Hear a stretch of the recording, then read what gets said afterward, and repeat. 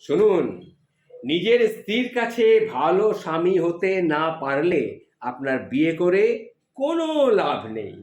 তাহলে সারা জীবন সিঙ্গেল থাকুন, সেটাই বরঞ্চ ভালো। বিয়ে করে সারা জীবনের জন্য নিজের স্ত্রীকে সাগরে ভাসিয়ে দেবেন না। আপনার নিজের পরিবার আর আপনার বউ দুটোই আপনাকে ব্যালেন্স করে চলতে জানতে হবে।